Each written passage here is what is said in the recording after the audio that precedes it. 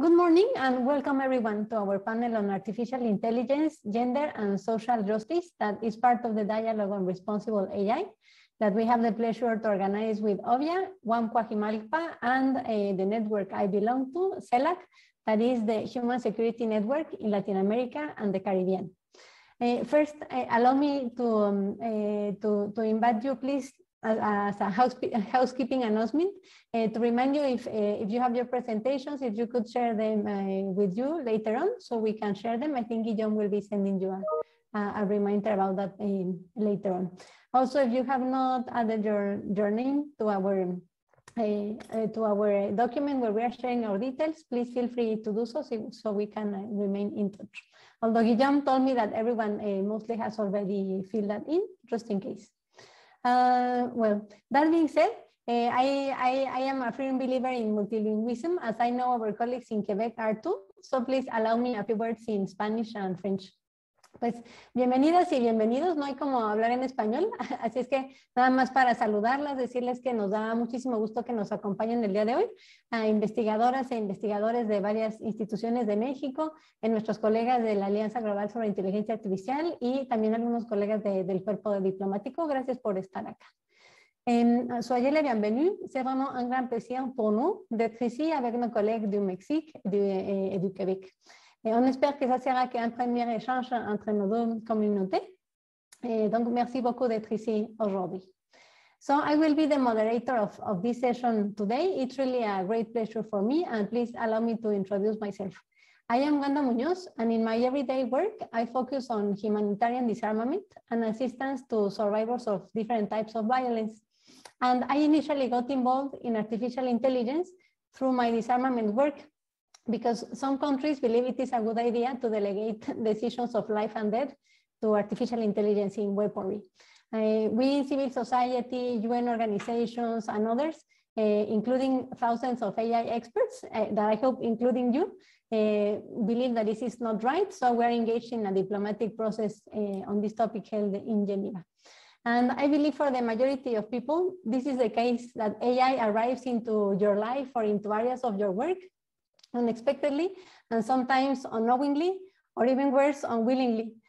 So this is how I got started reflecting on the impact of AI, along with many of my colleagues in who are human rights activists and international law and governance mechanisms, but also about issues of balance of power related to this technology in the forms of disparities between global north and global south, for lack of better terms, of thinking also of whose priorities are being advanced with artificial intelligence, what are the gender implications, and the potential for historically marginalized groups to be to see AI as being used as another tool to infringe on their human rights, instead of the other way around, which would be to be used as an empowering tool to increase their access to information, to health and education services, among others. So let me share one example. For instance, in Mexico, there is a governor that invested thousands, if not hundreds of thousands of dollars to install face recognition technologies in public areas, supposedly to fight criminality. But in fact, such technology was used firstly to identify women that were participating in a peaceful protest against femicide. This is growing at so many levels, but for the purpose of this panel, I would like to ask the questions that we have in mind with my colleagues who are also activists in Mexico. That is, who has access to this technology and who has the power and why to decide how it is used and how funds are allocated and for what priorities it is used. So I think these issues of power are important and we need to address them if we want to make sure that AI really works for the majority, particularly those whose rights are far from being implemented every day. So with all this in mind, I was really excited when we got together with Christian, with Liz, with Guillaume to organize this event and bring together our wonderful colleagues from Mexico and Quebec that are working on this side of the coin, and to see how we can use and promote the use and even ensure the use of AI in a way that truly benefits society. And I also want to congratulate you because of the amazing work that you are doing. So as you know, the session is divided in two sections. First, we'll start with presentations from our colleagues. and then we'll continue to our roundtable. So I'll first introduce our presenters for the first section, and we are truly honored to count today with Doctora Paola Ricaurte, Associate Professor, Tec de Monterrey, and Faculty Associate, Bergman Klein Center for Internet and Society at Harvard.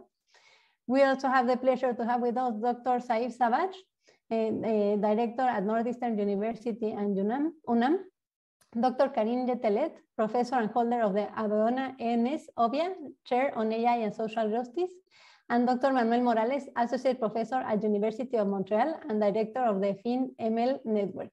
So we are truly honored to count all of you. And always when I'm on these events on AI, I feel humbled for all the work you are doing, but also because I think I'm only that is not doctor in these events. But for me, it's very interesting to learn from you, but also to have these approaches. We have people coming from different backgrounds and sciences.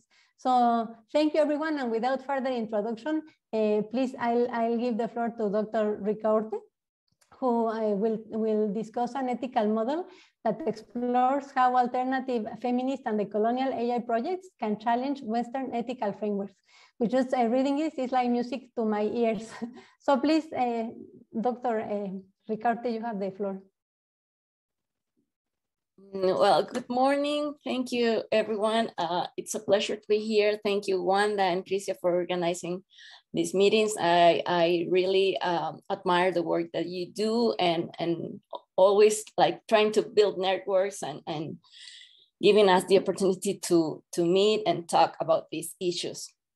My name is Paola, as Wanda said, and I'm going to talk about ethics and also about a project that we are launching that is related, well, to feminist AI and feminist ethics. So I'm just going to begin.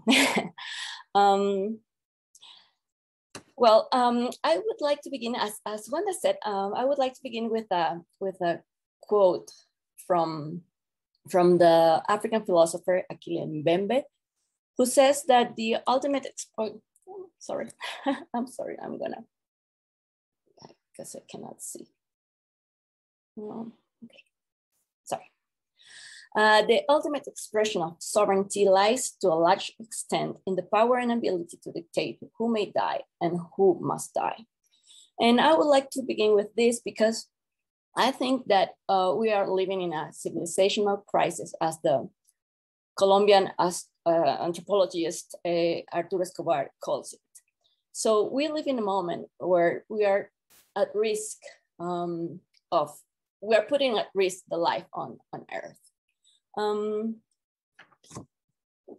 With the pandemics, we have seen that this civilizational crisis takes us to the current crisis, to the health crisis that we are living now. And we have some figures. While rich countries have purchased enough coronavirus vaccine doses to inoculate their populations 3 times over next year, 90% of people in poor countries won't be able to get the vaccine in 2021.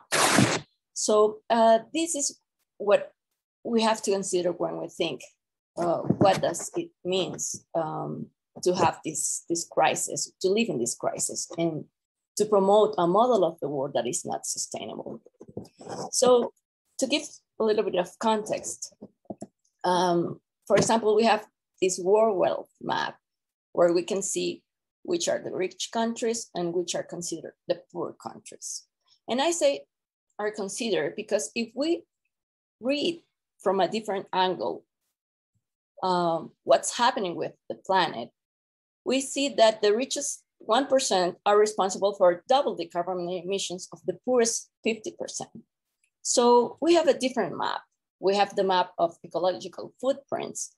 And we can see here in this map, the countries that are causing like the most harm to the planet. If we translate this to the digital economy, we also can see which are the countries that are like getting the most out of this new model, this economic model, data-driven model, or digital-driven model. But the UN says that the gap between the underconnected and the hyper-digitized countries will widen and worsen inequalities if unaddressed.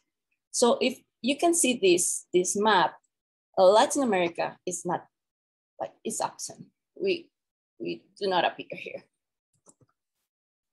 We also know, and Wanda is our specialist, that AI is used as a knowledge power and war tool.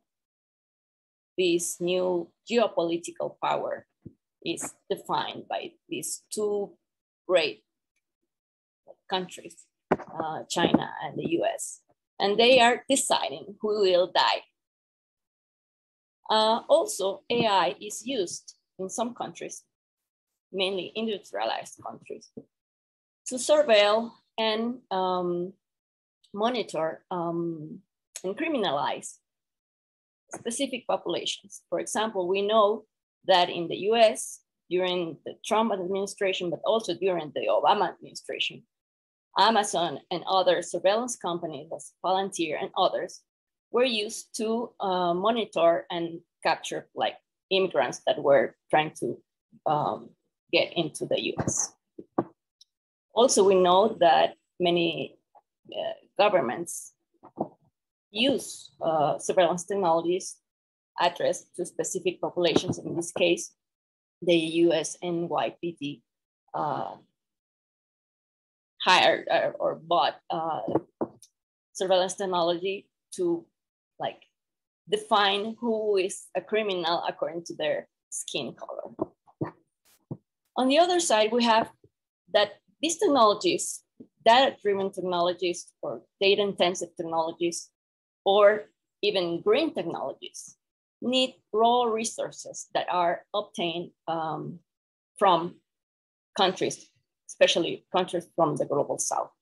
So we see here, for example, the problem that was the problem with the government in Bolivia, and Elon Musk saying that they will whoever they want because they are interested in the lithium that is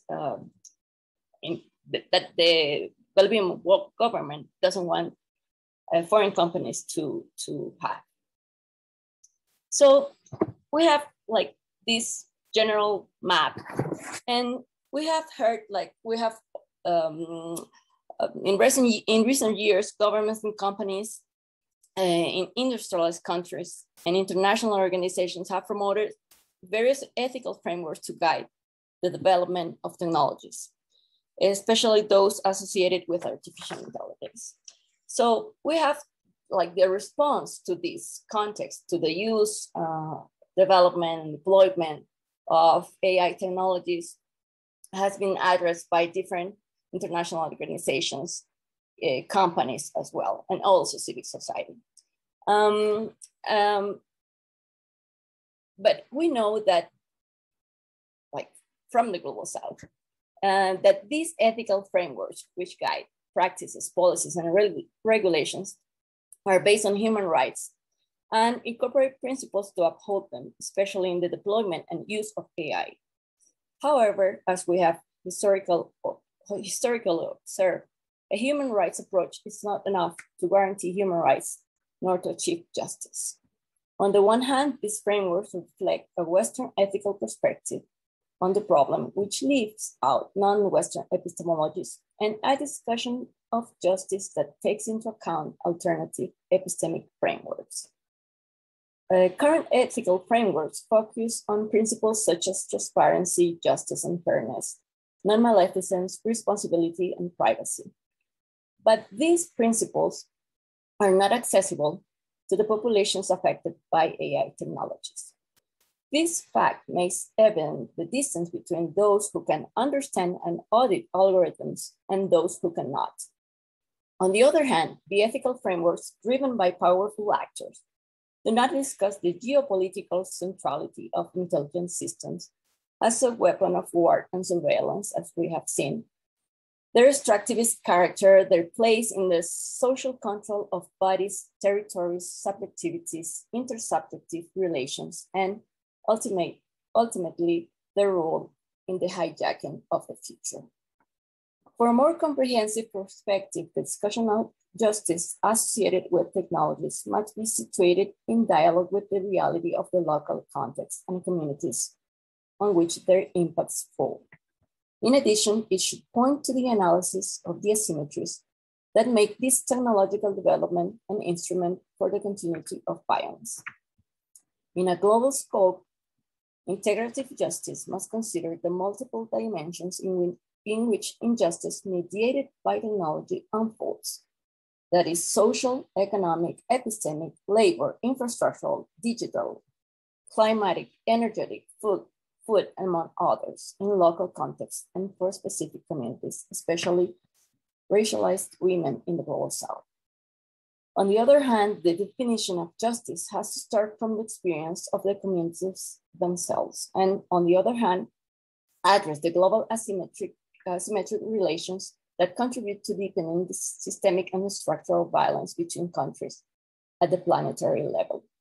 It must also recognize the differentiated impacts on technological development on excluded populations in the global North and South. So we have this problem in general, and we have, of course, the Sustainable Development Goals and the problem of discrimination and violence against women.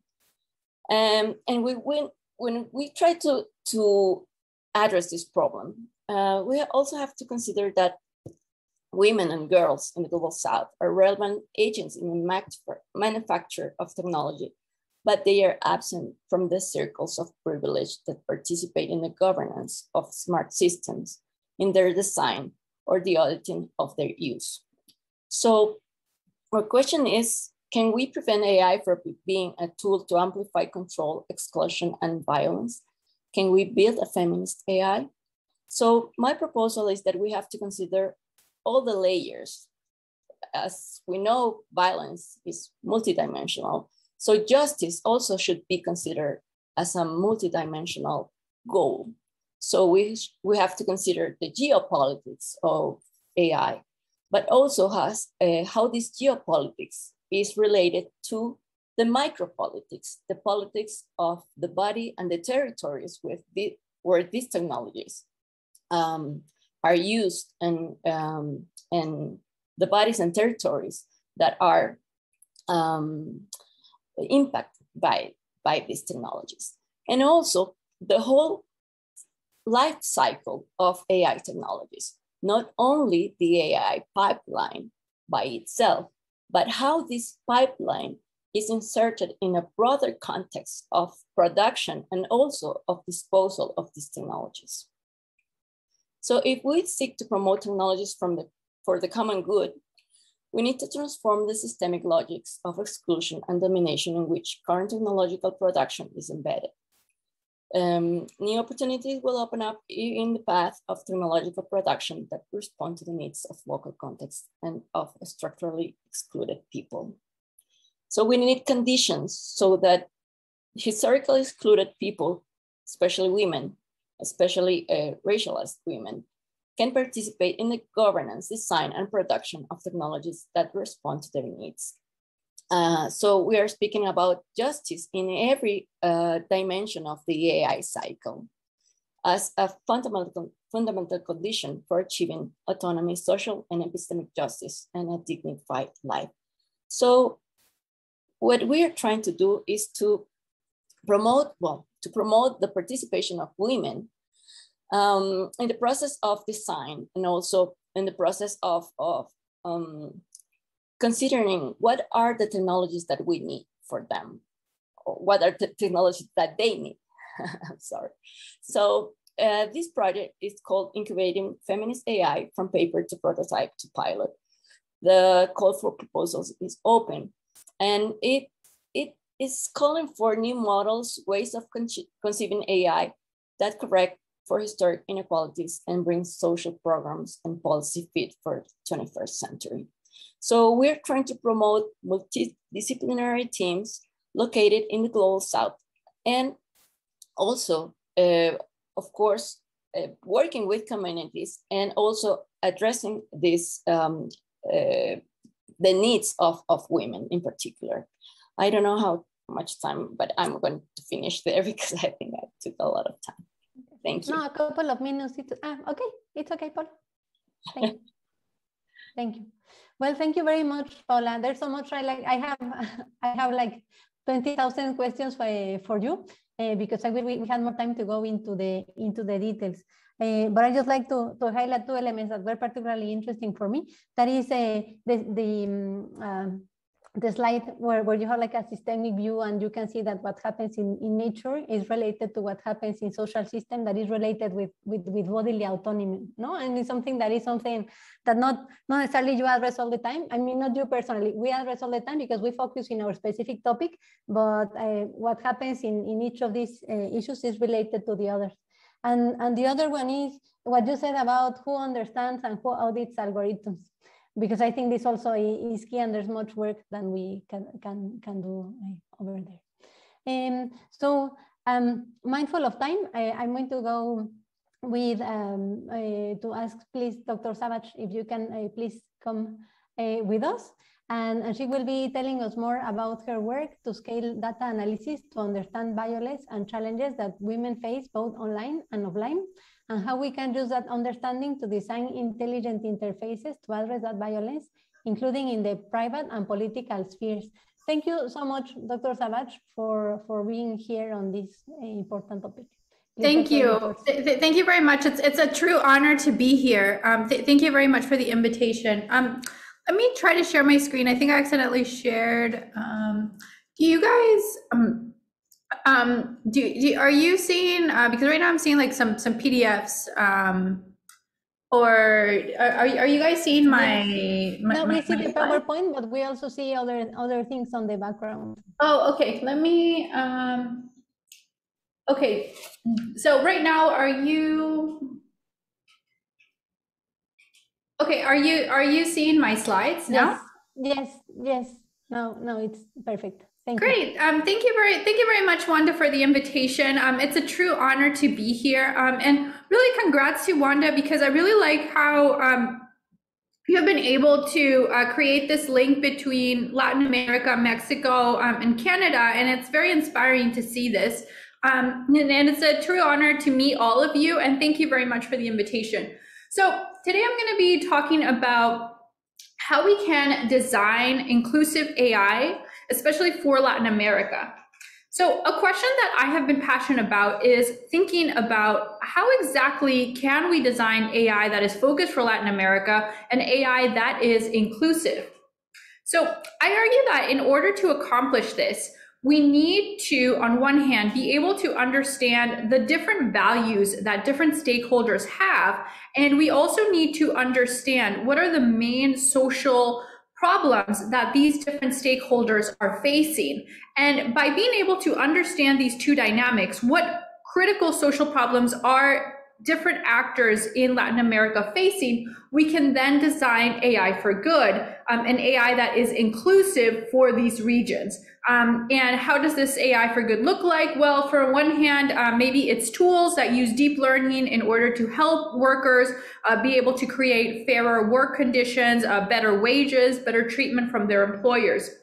Or reinforcement learning algorithms that can that learn what type of tasks workers should be given in order to obtain better job opportunities. And today I will be presenting briefly about the different ways in which I have been using these frameworks to develop AI that is more inclusive, especially for Latin America. Notice that in order to identify what are the main social problems that people are facing, for instance, people in Latin America, I use Nussbaum's partial theory of justice, which argues that when you're thinking about justice, it's not just analyzing whether or not people have access to certain types of resources or the same types of resources, but rather questioning what can people do and what can't they do with those resources. So I'm constantly analyzing what exactly are some of the capability limitations that people have and using that to trigger the design of my systems.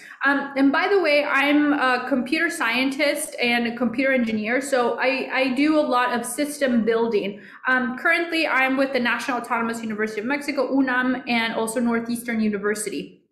And together, this has allowed me, moving between Mexico and Boston has allowed me to create systems that are used at a larger scale. So right now I'm going to present to you one of the systems that we developed for Mexico City's Ministry of Women. So it turns out that Mexico City's Ministry of Women has a call center that is called Lunas, which focuses on helping women who have become victims of domestic violence. And so if you're a woman in Mexico City and you experience domestic violence, you can go to their centers and receive psychological assistance, also legal assistance, in order to navigate the space of and being able to obtain, for instance, maybe certain custody of your children from your perpetrator, etc.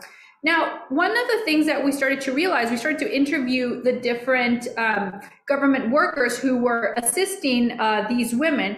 And some of the things that we started to realize is, and again, using the framework, is they had a very hard time giving follow-up to the women victims that were coming into the center. It was very hard for them to track how exactly was their help, were they actually helping the women, best intervention strategies for addressing different problems. And they also, one of the other things was that these women were also faced with suddenly not receiving, the government employees receive very little support, psychological support, even though they were exposed to extreme violent stories and which could also cause secondary trauma on them.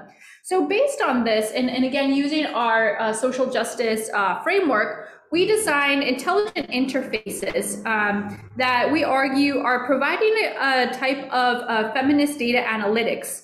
And what this does is that it starts to learn, we're using ML, machine learning, in order to start to learn what type of follow-up becomes the most effective. And we start to showcase to the government employee, hey, maybe start to consider these types of interactions with the women victims, because this might be a way in which you can create better, effective intervention strategies.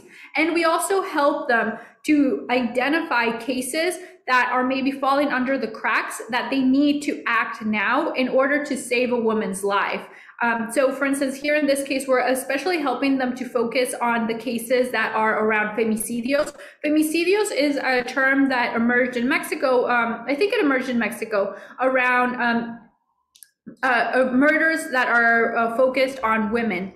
And so here we help the government employee be able to more rapidly identify women victims who are in danger of being murdered, so that they can take more rapid action around them, and also understand what type of interventions they should be doing. Notice that this is done also in collaboration with the United Nations Accelerator Lab.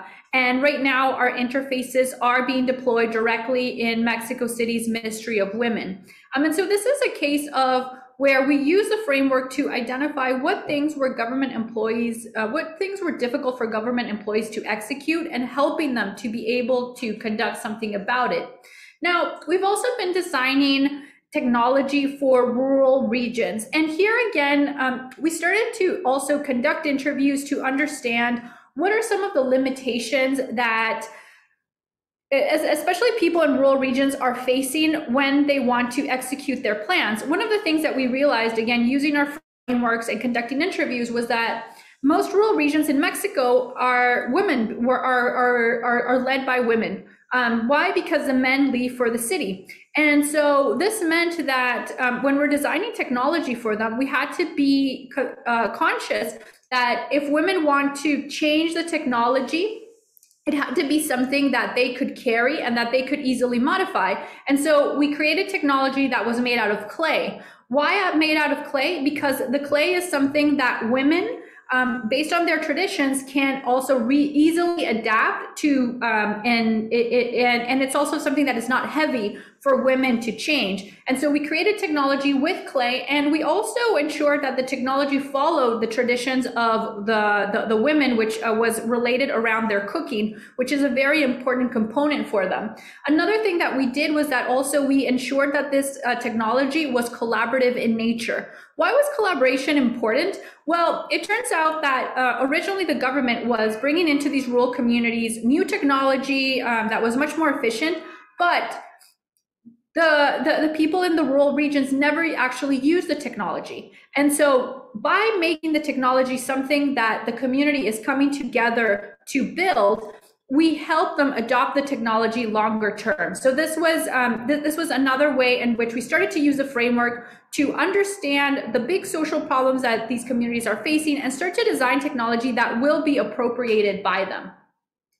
Now, I've also been designing my frameworks for within the context of helping workers to develop their skills. I use my framework to identify what are some of the main challenges that workers face. Some of them relate around not being able to earn good wages, not being able to develop their skills. And so I propose a reinforcement learning model that learns the type of tasks that should be given to workers so that they can start to develop their skills and increase their wages. I conducted field experiments where I showcased that my tool was able to help workers increase their wages and also increase their skills. And so this is having a positive impact of how you can use AI to now empower individuals who usually didn't have a power within these systems. I've been deploying these systems within rural regions in the United States to help workers be able to access higher paying jobs and be able to develop their skills. Here I'm teaming up with public libraries, and the library becomes a space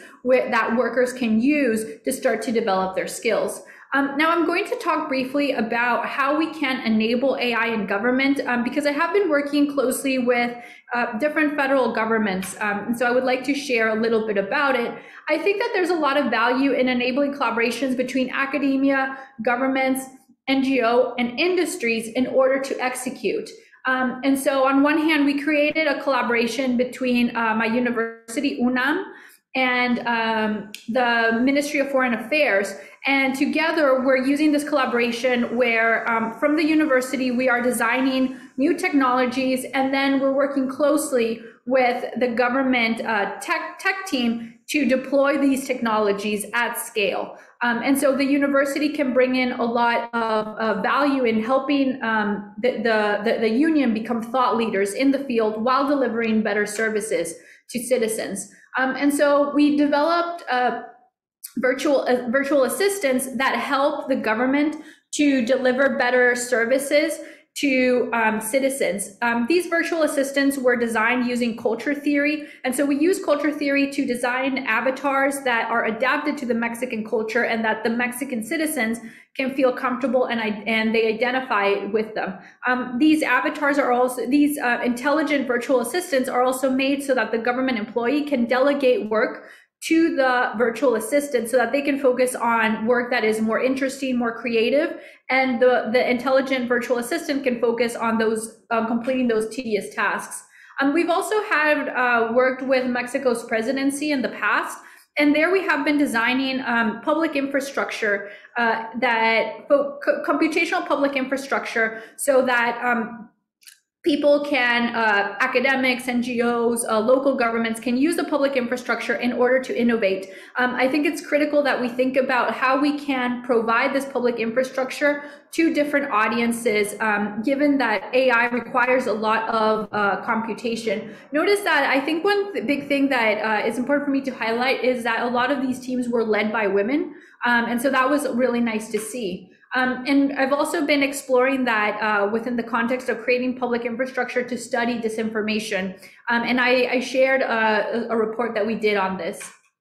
And then finally, I have also been pushing forward creating community around women. I've been pushing a group called Tecno Latinas, which we have over 400 Latinas across the Latin America and different parts of the world, in which we're building technology together and we're empowering the Latina community to come together and define by themselves what does technology look like. So this was at a hackathon that we did at UNAM, where Google gave us a lot of funding. And I think there's a lot of opportunity in pushing forward and helping Latin America become creators of technology. And now briefly, I'm just going to discuss what are some of the things that you can do. I think that it's very important that we identify that, it's very important that we identify that there's a lot of opportunity in designing for Latin America. A lot of the technology that is developed focuses, for instance, on the needs of the global north. And as Paola was saying, there's a gap in the type of technology, and we also have to recognize the different type of power structures that we have. And so I'm very excited to collaborate with you, and really nice to be here to discuss more how we can design together for the global south, particularly Latin America. So thank you very much. Here is my information in case you want to discuss anything more. And thank you again, Wanda, for this great invitation. Such an honor to be here. Hi, thank you very much, Saif. Saif, really the honor is ours. And there's so many things also to comment and to discuss, but I think the one that I really can know now is, how do you find time to do so many things? because it's really amazing, and I think what you mentioned goes to the core of what we want to cover in this session. That is the work that you do with some of the most marginalized people or groups, as are women in situation of violence, indigenous women in Mexico, and rural workers in the US. So thank you very much for this. And also, also to highlight the work that you are doing to empower young Latinas in this, which of course is a very important part of what we need to do. So thank you very much, and we have time to discuss later on. So now it's my pleasure to give the floor to Dr. Rentellet from Canada. We will share with us some reflections of her work on issues of the colonization of information and data sovereignty. Sorry, because I'm taking my notes and some move my my Word file, but particularly relates to digital governance and informational issues that First Peoples in Canada are facing, and on how to implement a decolonized governance of the digital data that concerns them, which of course is very interesting, but also links nicely to the panel we had yesterday. So welcome, Dr. Rentellet. Thank you very much for being here. You have the floor. Thank you so much. I'm really, really, really delighted to be here this morning and to find all the connections with you, with Saif, and also with Wanda and with Dr. Ricote. As I mentioned earlier, I use her work to inspire in my own work. So you have no idea how delighted I am. I am the holder of the chair Abeona ENS Obvia, which is the chair on AI and social justice for the year 20 and 21. And I have decided to present only a glimpse on what I'm doing on the chair, but let me give you a context of the work I am doing on the chair and a little bit of background. I'm a sociologist. I have worked in collaboration with indigenous people for the past more than 20 years now, and I'm started to work on human rights and recognition of human rights of indigenous people at first, and then I started to look at how technology, digital technology, first can empower these first in Canada we call them First Nation, but First People at large, and how can technology nonetheless can help them to recognize their rights, basic rights, as now recognized at the UN with the UN Declaration of the Rights of the Indigenous People, but also their value, their needs, and more recently all the epistemology and methodology. So what how I work using a bottom-up approach, and I was really interesting to hear about Saif, because I'm actually doing a study on solution design and implement by people for themselves. So the solution that they have found themselves to and how they use technology to find solution for themselves, for their needs. I also work more closely with First People, of course, but also on marginalization and what I have called invisibilization processes. And especially it's very relevant when you look at First People and their colonization and the colonization process, assimilation process in Canada. But sadly, this is very similar around the world. Also, what is very important for me is not the word vulnerable. People are not vulnerable, they are marginalized, they are excluded, but they are not passive and they are not non-technologic. And especially when you talk about in First People, people say, they don't have digital literacy, they don't understand technology, they are not technological, most of their culture are obsolete, and not able to be to understand the modern world. This is the fact prove exactly how wrong these assumptions are.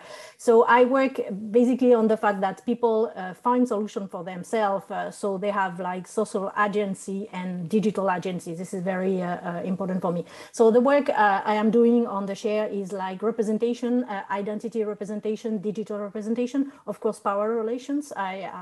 This is most of the time when you talk about AI and digital technology, this is not the kind of issue that are studying. So I think this is important. Also, we're working on inclusion and participation and data governance. And I will link that to human rights and how we can find some human rights based tool to make sure that you have like regulation and you have like also accountability into the mechanism of decision making process, mechanism, and how you can find some very effective tools that people can mobilize to make sure that the violation that they are facing and the human rights that have been abused are addressed.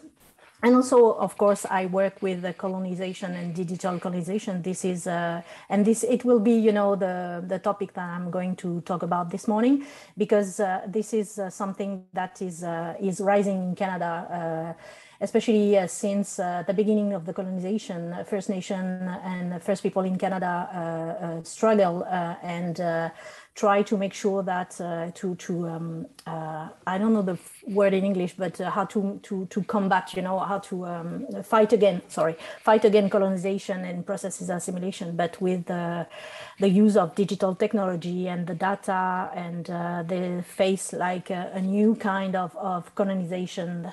So I try to change my slide. Okay, here it is. Okay, so just to give you a context of the kind of situation we are facing right now with the Indigenous people, you have to understand that they were sovereign and self-governed before the arrival of the European settler, and they were completely in control of their collective and individual identity. So the social fabric there were very strong, and this is what have been profoundly damaged by the colonization process. They had also control over their needs and values. And it was a very interesting process to understand that since the beginning of the colonization, they have faced, data collection and information issue. And thanks to Dr. Ricorte, because it was very relevant when I was reading her paper on coloniality of power. So they have been subject of data collection without any control, consent of any stage of the colonization. And still now with the Indian Act, their identity, values, and future are controlled by the state and by Minister, Aboriginal Affairs. So there is a very deep invisibilization process inside the state institution.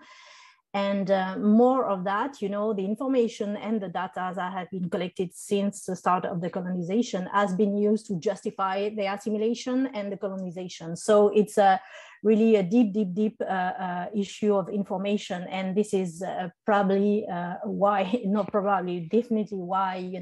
First Nation in Canada, First People in Canada try to make sure that all of their data strategy are in the as strategies have the goal to control the data production and data collection, and also the results and how the data are used.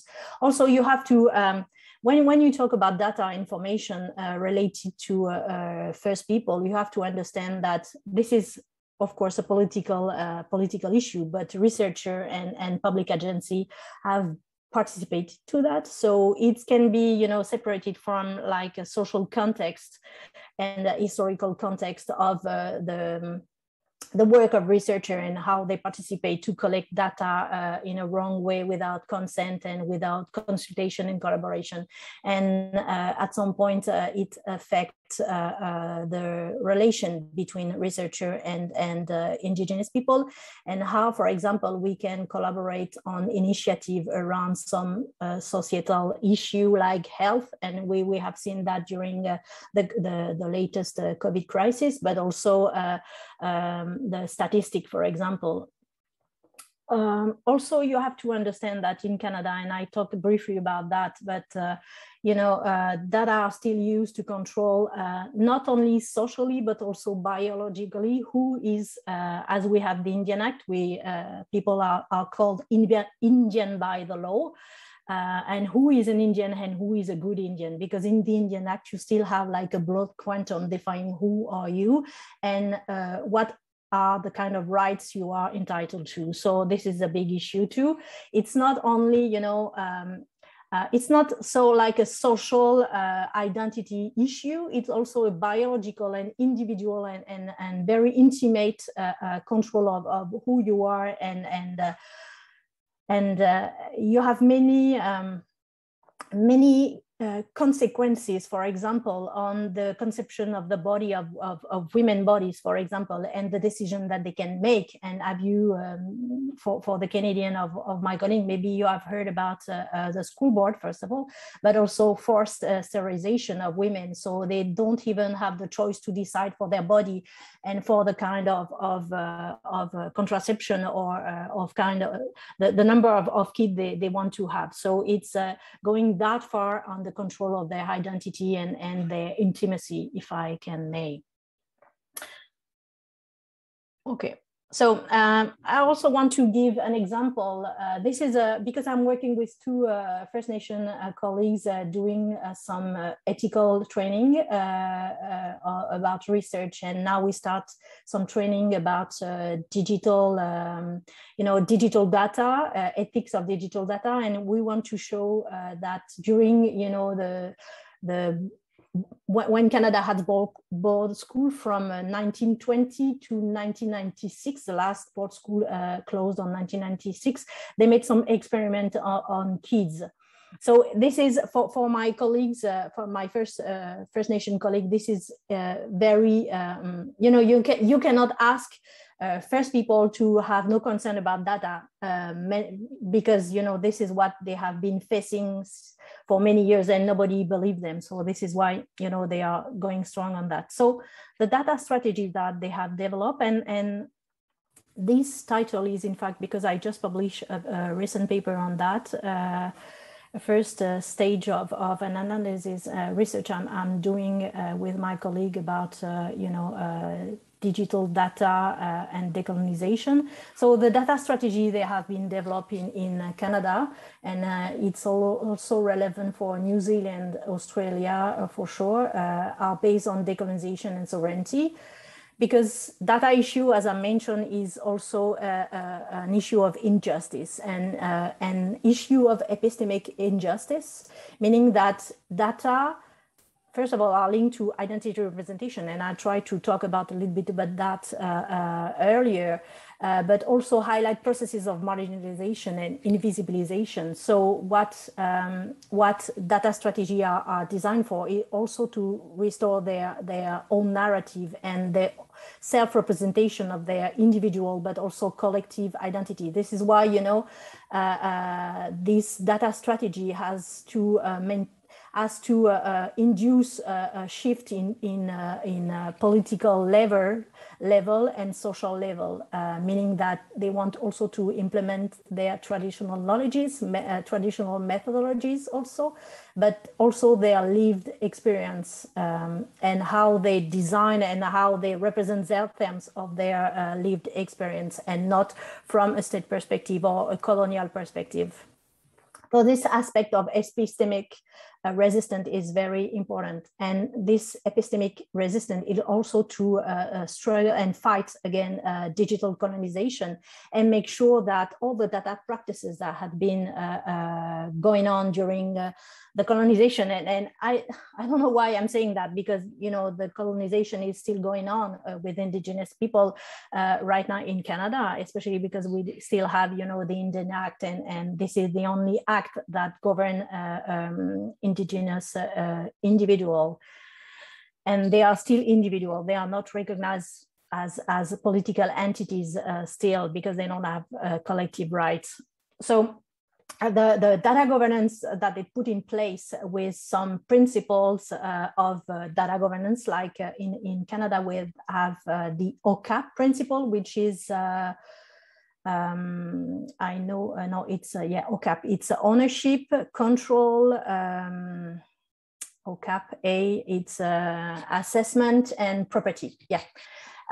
So the data governance is linked to a political reaffirmation and organic in the sense of Gramsci, organic decision-making processes, meaning that they control and they decide for themselves, and nobody has to be involved in that kind of processes.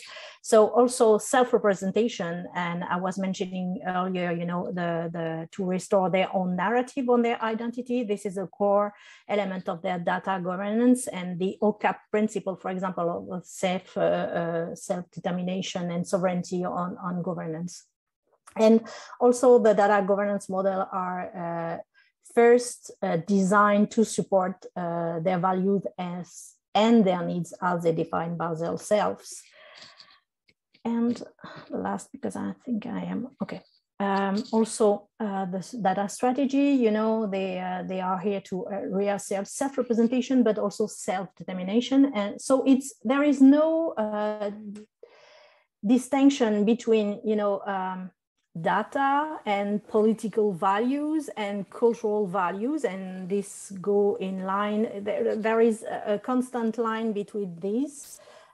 So it's clearly counter-narrative practices, and also the core values of their data practices is, first of all, and sorry I repeat that, but it's self-determination. It's also human rights. So this is very interesting, because since the adoption of the UN Declaration on the Rights of Indigenous People in 2007, we see now that more and more this instrument is going to be used by indigenous organizations and activists to justify the needs to put this kind of values and rights into their strategies, and to be formally included into their strategy. For example, the OCAP principle talk about self-determination as recognized in the human rights instrument. But if you there is also other kind of principle, like the principle care and fair, which has been designed by data scientists. I think it's in New Zealand. It's Data Research Alliance, and they use also the UN Declaration on the Rights of Indigenous People. So this is very interesting. And also, you know, traditional knowledges. This is probably what we are going to talk a little bit more, because when I was talking with my colleague, and in the training that we are developing right now for our Francophone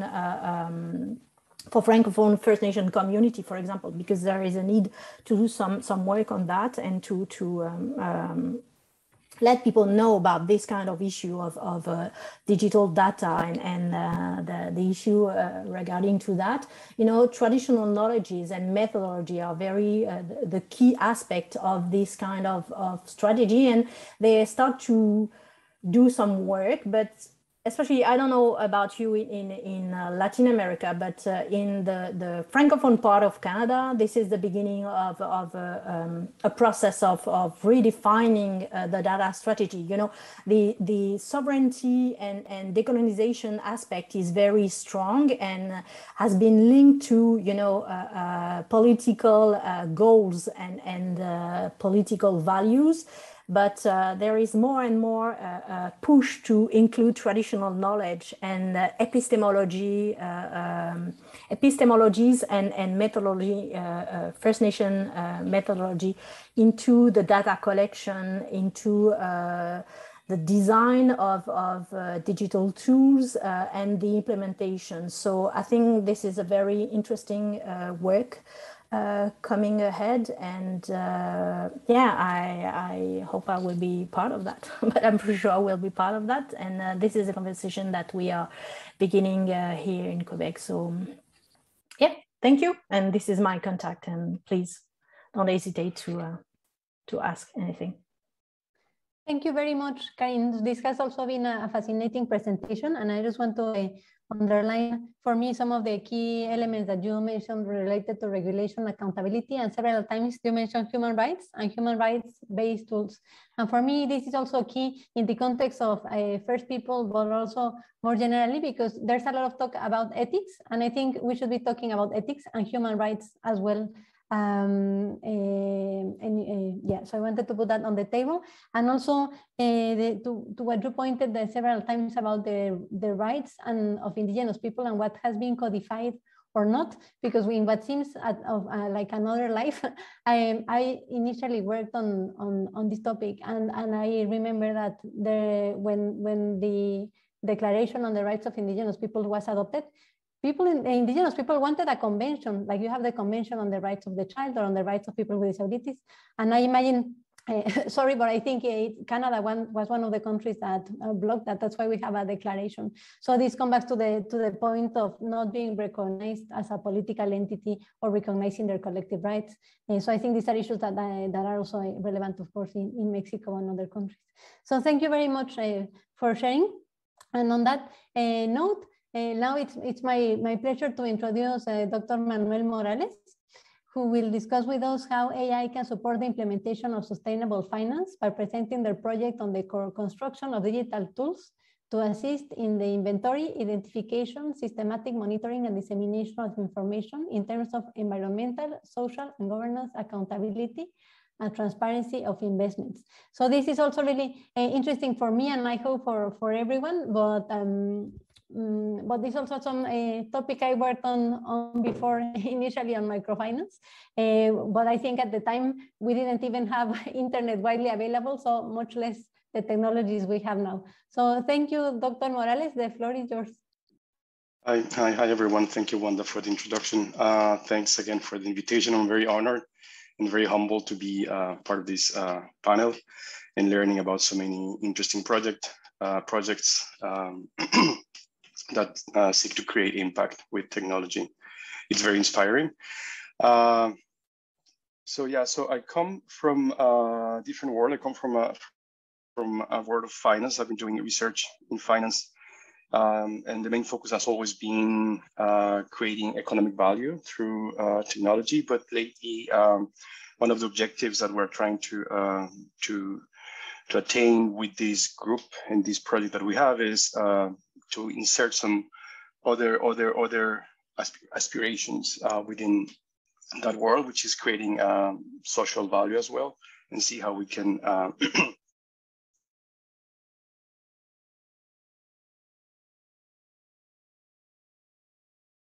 such that other objectives can also be aligned.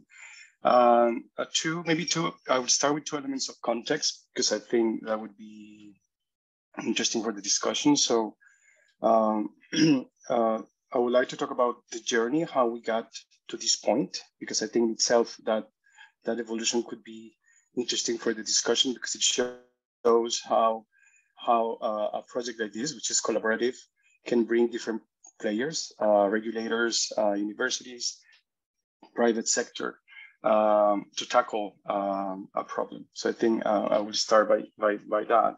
So this project starts out of a network that we created here in the University of Montreal. So it's FinML, Fin for Finance, and ML for Machine Learning.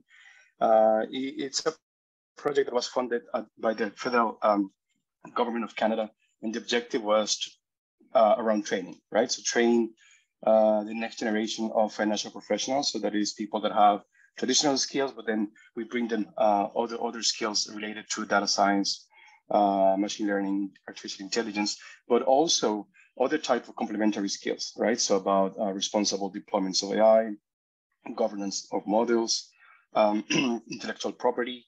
So these are other concerns that we're bringing also to the toolbox of these professionals that we have the mandate to train.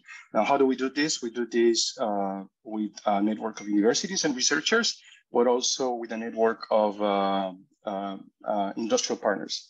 And so we create different experiences, workshops, seminars, conferences, but also internships. And this is where the industrial players come in. And these are not just only internships, but we create projects. So we come up with projects with a partner that somehow solve that problem or tackle one problem. And we match researchers, professionals, and industry partners to come up with a longer term project. Along the way, we can insert experiences for our interns. Now, one of the many projects we have is related to responsible AI, and that's where this started. So it was the realization that there was a void in terms of AI governance inside institutions, financial institutions. And we worked together with the AMF, l'Autorité des marchés financiers in Quebec.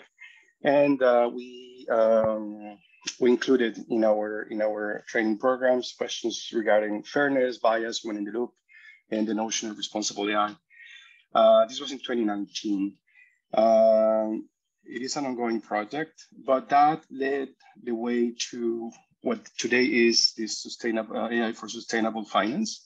Here, the collaboration started with Marc-Antoine Dillac, who couldn't be here, and who is part of the project as well. And so we had this group, but we were having these discussions and trying to implement those in actual training programs, but also in projects with the industry. And then it came a consultation from IOSCO, which is the International Organization of Securities Commissions, consultation on machine learning and AI in investments, trying to understand what are the new risks that this is bringing and how to handle them, how to address them. We participated in this consultation, and one of the key findings was that usually machine learning is used on existing data to crunch the data and extract value from it.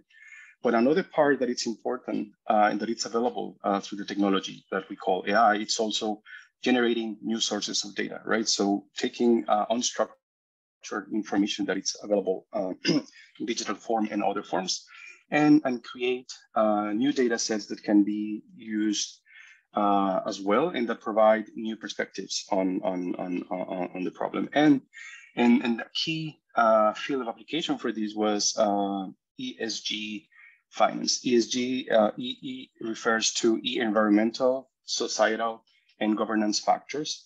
I will explain more about that, but that's one place where I identified that there was an important opportunity for this technology and for our group to build use cases on how technology can be leveraged to steer the ship a little bit towards a more sustainable world.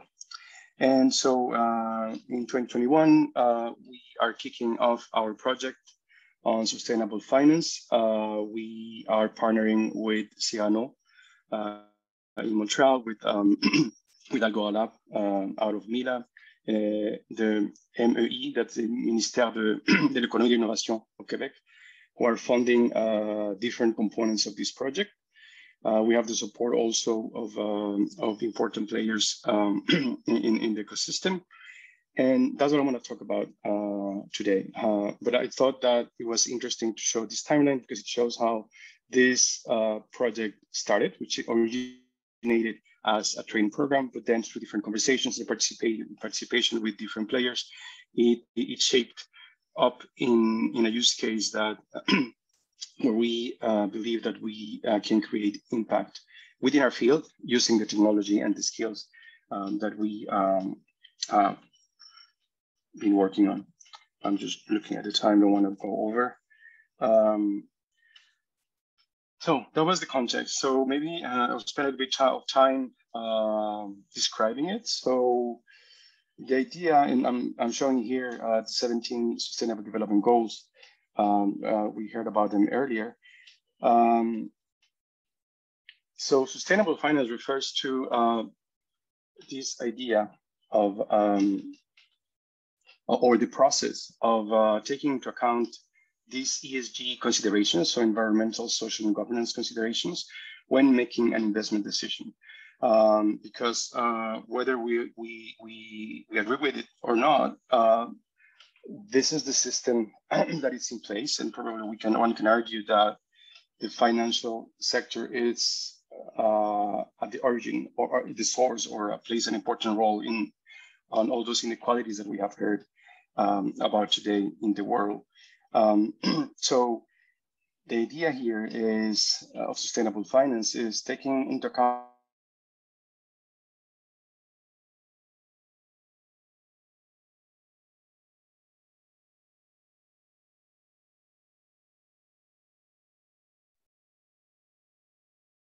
Is the image frozen or is it me?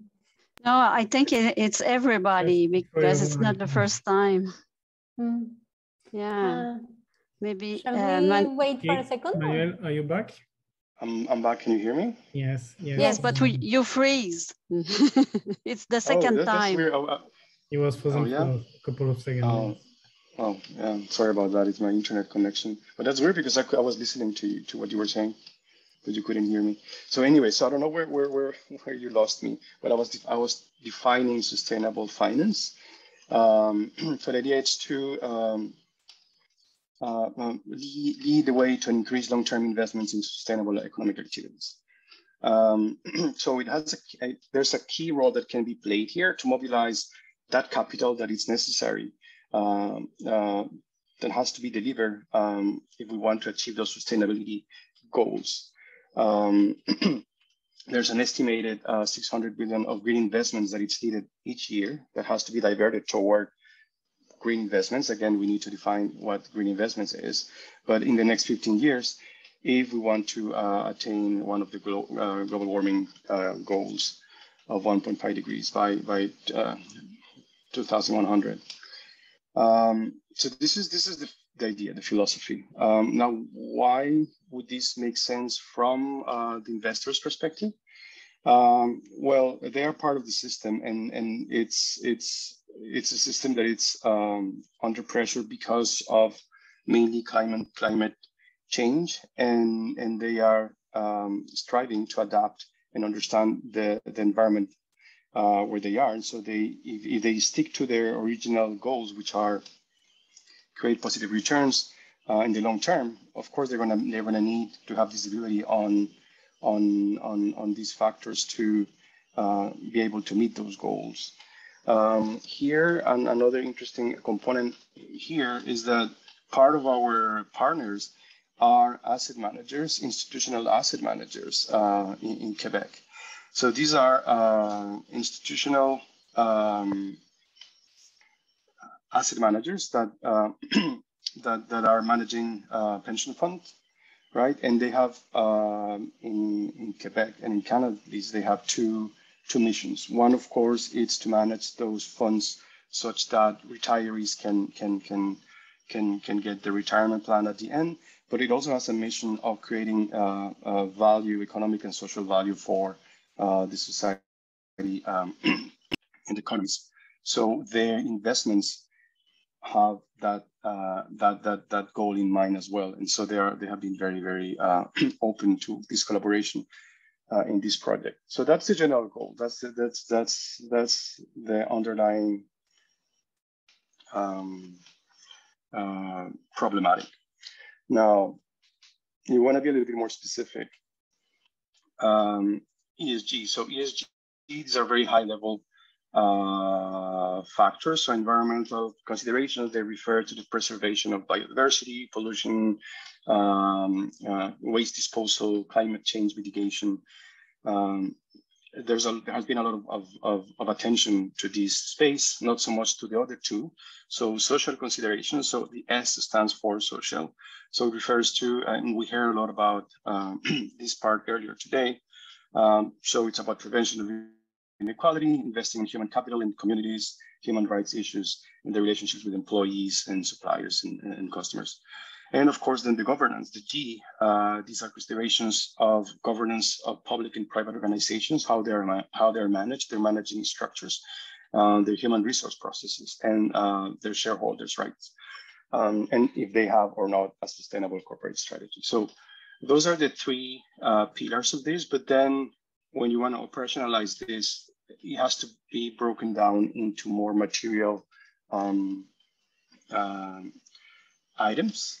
And here's where the problem starts, is that there's no consensus on frameworks to define what these factors are. So that's the first part. So there are several, we'll talk about some of them. But basically the idea is this. So each one of these ESG pillars, then it breaks down into themes. So of course, environmental, well, there's climate change, natural resources. And then each one of those breaks down subsequently into more detailed and material items. Climate change, for instance, of course, carbon emissions. How much can we measure the emissions that a particular industry or company is producing, and having a monitor in real time that information and broadcast it in a public way. Natural resources, water stress. What are the water policies if the activity of the company uses water? Their impact on biodiversity, and so on. In terms of social, well, human capital, product reliability, those are more fine themes that break down to maybe diversity, how the company is addressing diversity, training, labor standards, and so on. Governance, how they are structured in a way that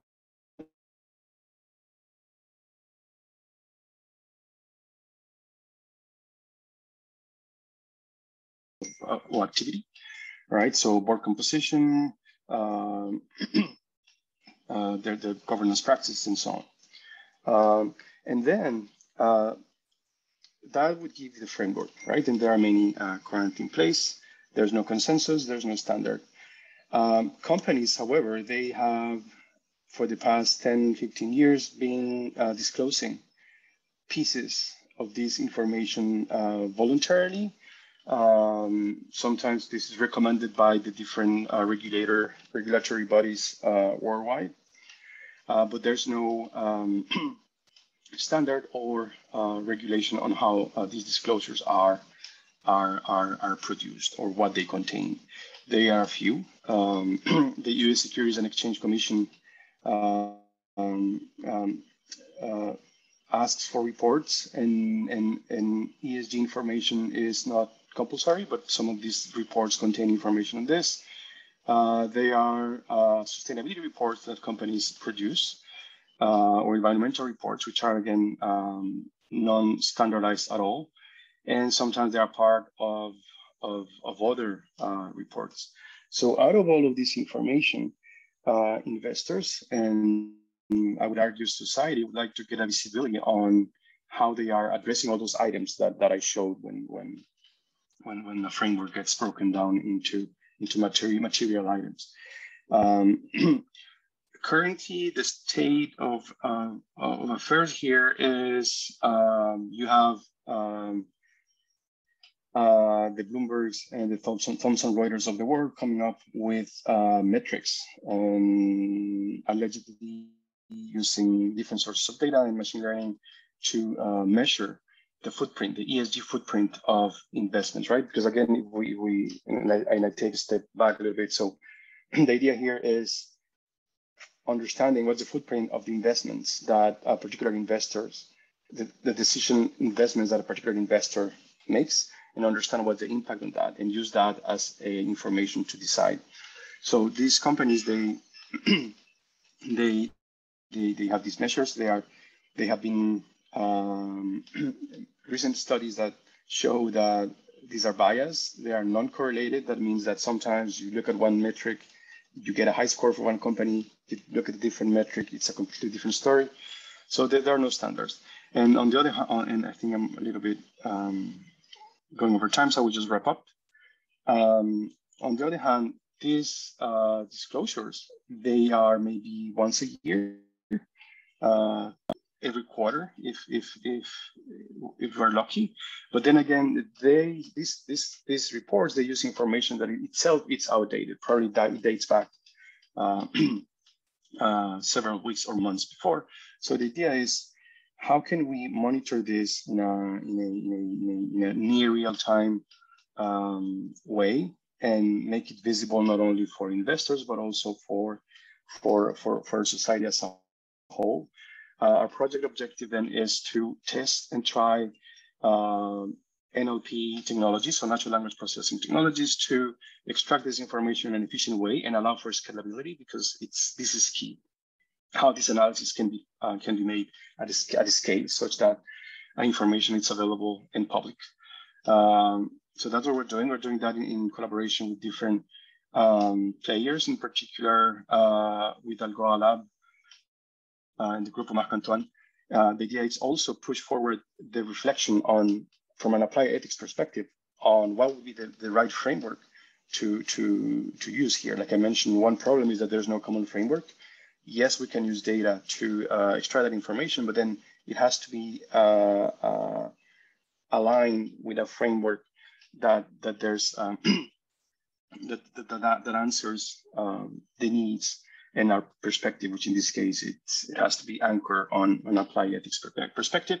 And then, of course, the goal would be democratize the use of this technology. So not only for investors but also for society. We're aiming at creating a dashboard where anybody could go and access that information, which technically is public, but the problem is that it just buried down a bunch of PDF files and through different websites, and it's hard to access. And I think that information would be, that exercise of democratizing this information, it's now possible thanks to NLP technologies. And those are the three components of our project. I hope that that's helpful for the discussion today. And I will stop probably here. Okay. Thank you, Manuel. Thank you. Well, you touched on also various different and important topics, and I think it's interesting to have this slightly different perspective from what the three presentations before, in looking at how to engage the private sector. That is something that we haven't addressed as such, and of course it's also important and useful.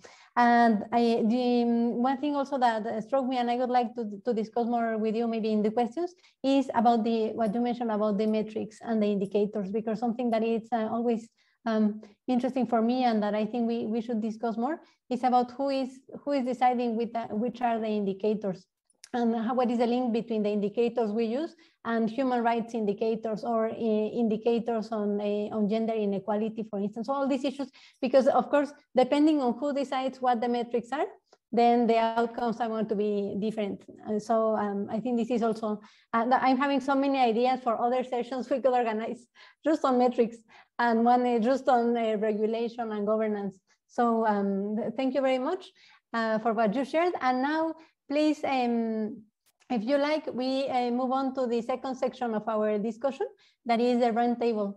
So please, the presenter stay with us, and I'm going to ask Dr. Céline Castet-Renard to join us, who is full professor, Faculty of Law, Civil Law Section, University of Ottawa, and also Dr. Marisol Flores Garrido, who is professor at UNAM Morelia.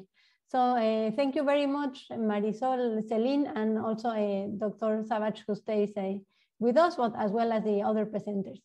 So if you have any questions, I invite you to put them in the chat.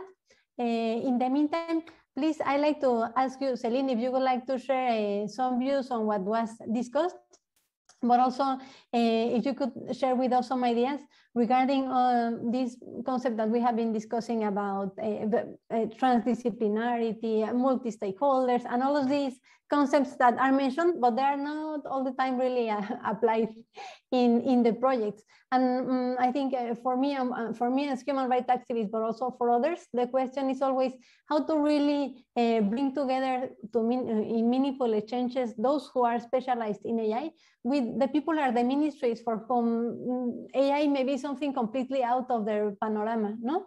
And similarly with human rights organizations, that I think is sometimes difficult for them to engage on why they should be working also on everything related to technology in AI, because there are many other pressing issues, for instance, in Mexico.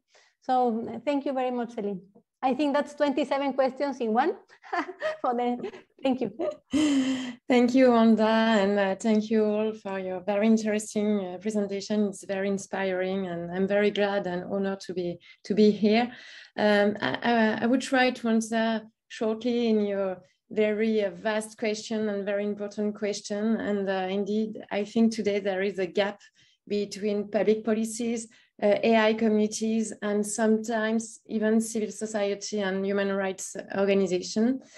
And I would like to warn you, my answer would be general and not only in the context of decolonization, feminisms, or global south, because I will talk about that later, but I also think there are many issues which are general and concern the individuals and the society as a whole.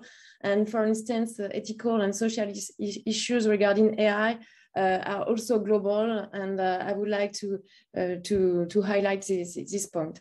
And in my opinion, the situation, the gap between all these communities can be explained by several things. First, I think on the one hand, policymakers are not aware of the social, ethical, and legal issues of AI and think of policies that are outdated and very often not adapted to the AI issues. And I know it's a very common idea, but it's important to remember that, and I think that is our role to inform them. And even if some countries adopt some national AI strategies, I think they are very weak and poor because many of them promote massive investments in research and in innovation, which could be good if we know what we do with this money. But very often it's not very transparent, and it's only to create industrial and startup ecosystems and not to consider what could be done inside this ecosystem. And very often they don't consider social issues in these strategies, and they don't try to adopt some rules, some limits regarding the use of the deployment of AI. And I think that's a major gap here. And even if we can see that many charters or ethical principles have been adopted by many actors in many places, we also can see that many of them are not concrete and not mandatory norms. And it's very easy just to say, oh, look at this. I have my charter, my ethical principle, and that's it. And my work is done, and that's the end of the story. And I think it's not the end of the story, because maybe I'm a legal scholar. And I was wondering if the recent proposal on the recent draft of the European Commission on AI could move the lines elsewhere in the world, because even if this proposal is not perfect, very far of it, I think some economic issues and risk for the health, security, and human rights have been considered, and that for me it's the start of the conversation, and not the end, of course, but maybe it could be an interesting start elsewhere in the world. Second, I would like to consider AI experts. Most of them are good person, are good technician, and would like to create AI for good, but not all of them, or let's say very few of them, are trained in ethical and social issues. And their practices are not always the most respectful of human beings, even if they think they are doing well. And this is why they have to be trained, and they have to be accountable, or their companies, let's say their companies or their organization. And their work must be supervised, oversight by the entire society. And I think regarding the training part, I think all of us have a role to play, and just to try to discuss with them and to train them. And I think there is an important work to do here. And finally, civil society and human rights associations very often are aware of the risk, and they try to warn and inform, but most often their voices are not heard. And the economic interests of big tech are most important in the balance.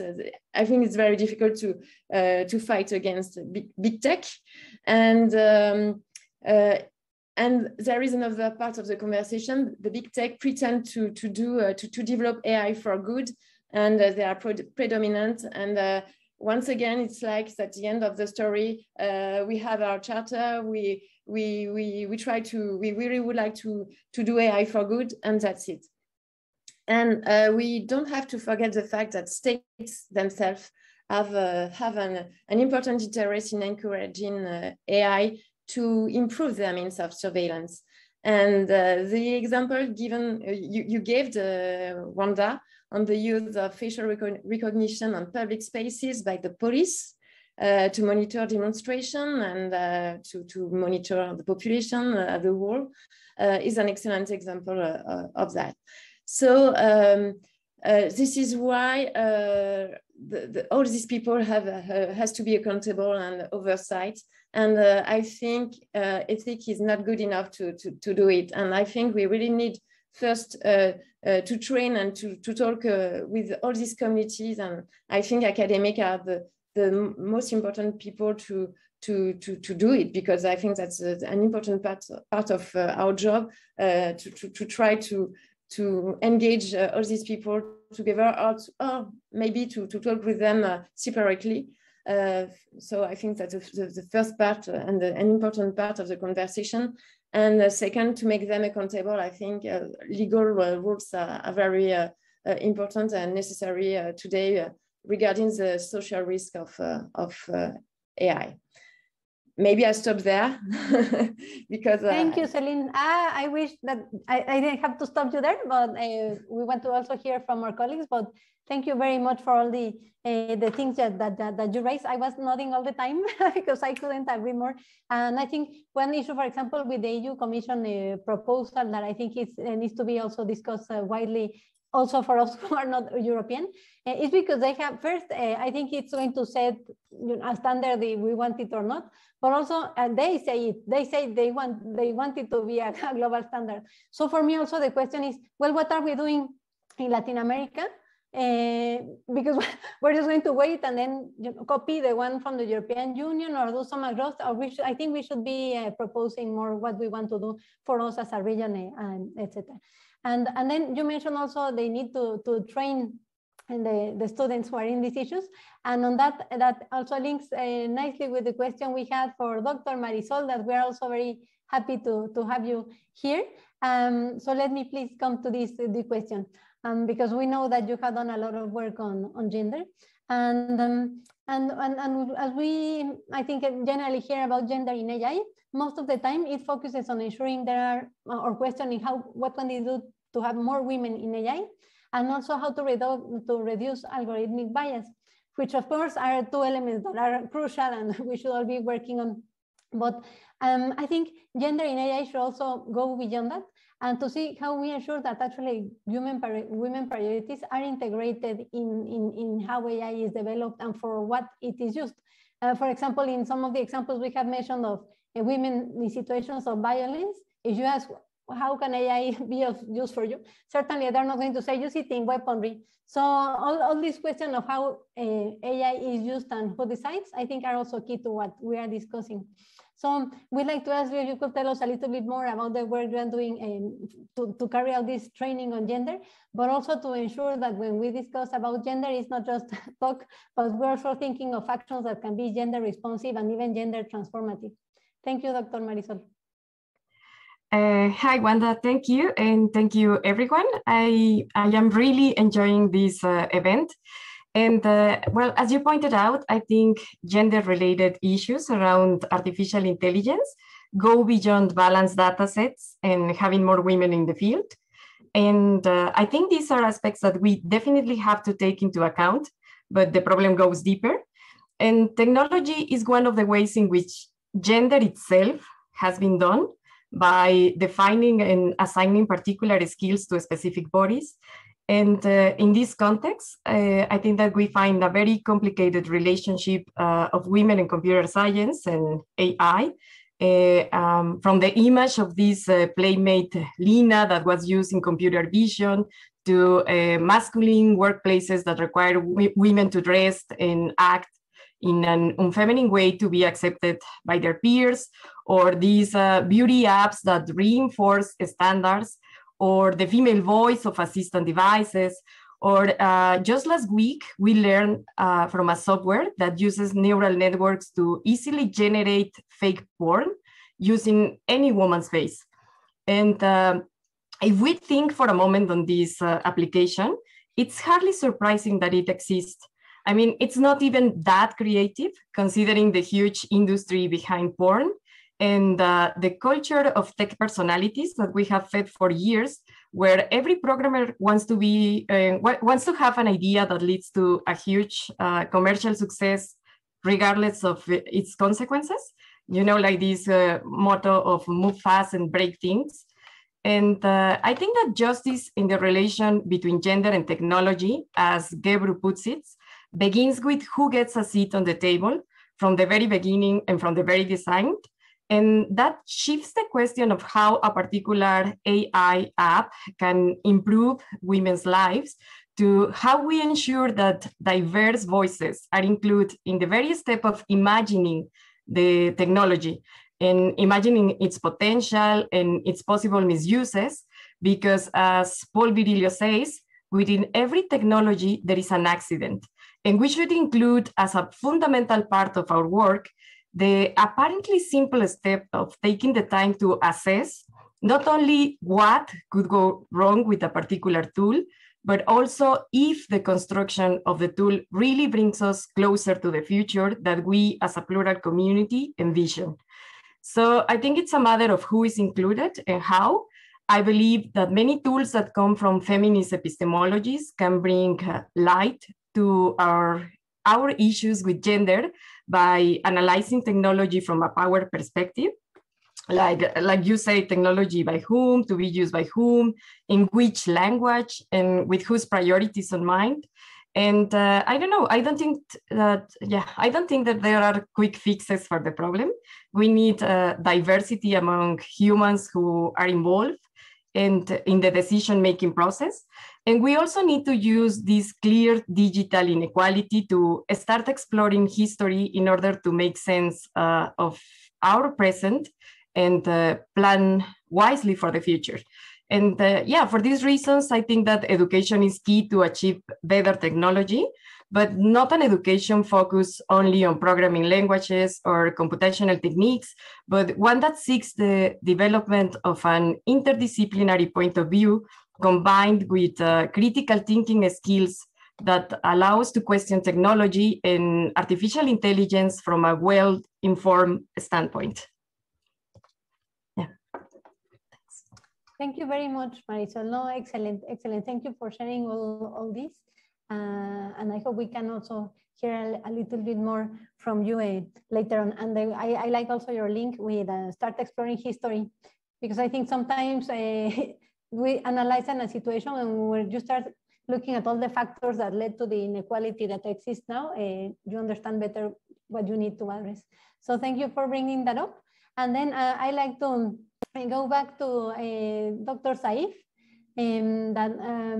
What we like to ask you a little bit more, if you could tell us how do you think that we can promote international cooperation, specifically in the area of AI, that there's a lot of noise around this at the moment, ensuring that such cooperation truly responds to national priorities and not to the interest of the global north, of particularly thinking of commercial interest, that I think is pretty much the case now. So if you have any insights on that, we'd be grateful.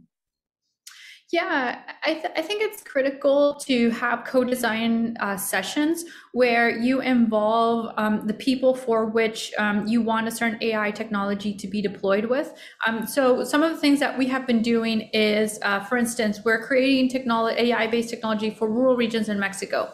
We have co-design sessions with the people in this region to understand what are their needs, what type of challenges do they face, and then we are also empowering them to help us in the design of the technology that we are creating. This, I think, helps us to create technology that is not focused on the needs of a particular population, and also it helps us to be aware of certain culture norms that they can have, and so that we can design technology that follows their culture norms. I think it's also important to identify how you can work with the local resources that exist in the region. So for instance, in certain rural regions, we have identified that public libraries can become an important space where rural workers can have access to computers, have access to internet. And so we have been using public libraries as a space where we can facilitate digital skill development.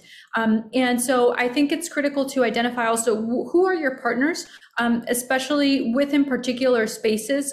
Also, what type of geographical spatial constraints do you have? In rural regions, for instance, transportation is very complicated. Not everyone can move easily from one location to another. And also, that creates other types of barriers that you don't necessarily have in a city. And so understanding those types of barriers is also important for designing the technology. I think also another thing is leveraging, on one hand, scientific papers and also policy briefs.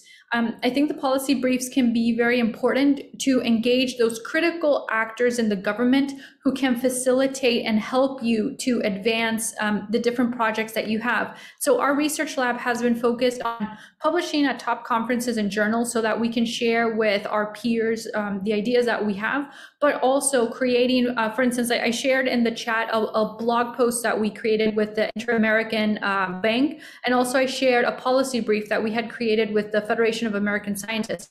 These types of articles are helpful to engage the non-scientists so that they can understand, okay, what can I do? And so I think it's important to communicate in these different ways. Thank you. Great. Thank you very much, Saif. Thank you very much. And I like to ask also everyone who's here if everyone else has any comments or questions at this stage. That I have seen that we're all very active in the chat, so which is amazing because we're all engaged with the topic. Yes, Eleanor, please. Thank you very much, and thank you to all the speakers. It's really, really interesting and an enlightening discussion. I had two questions, so I'll try to make them very brief.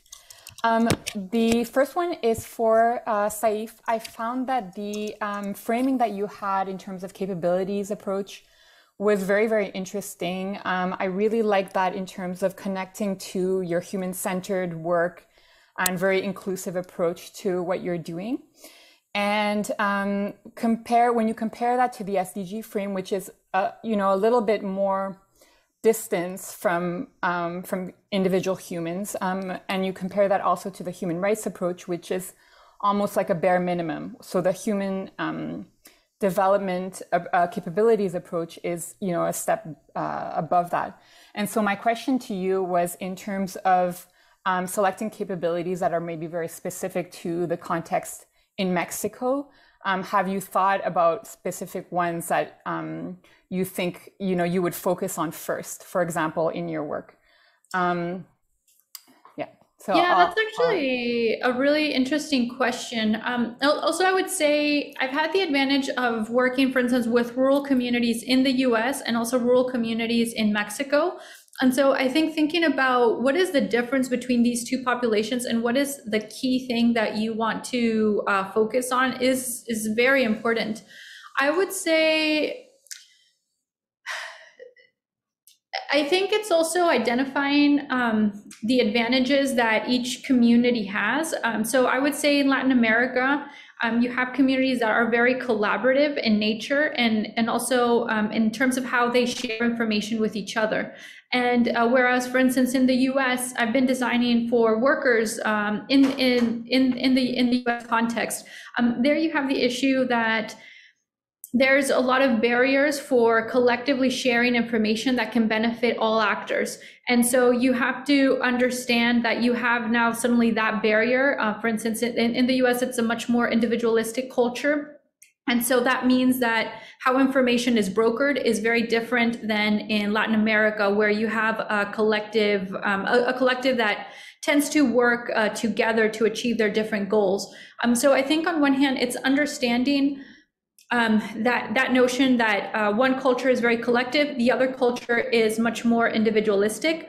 And I think some key things to focus on is on one hand, especially job security for women. So one big barrier that we are seeing is just even how women can move into official, more formal jobs. For instance, in Latin America, there are significant barriers from moving into getting that type of formal job within a company. And so right now, I think a critical thing that we're looking at is how do you create the pathways so that they can join the workforce in an easier way? I would say that in the U.S., you have more interventions that can facilitate the integration of lower level workforces officially into your pipeline. And so I think that's one critical thing that right now we have been facing within the Mexican context. So getting women directly into the official work pipeline.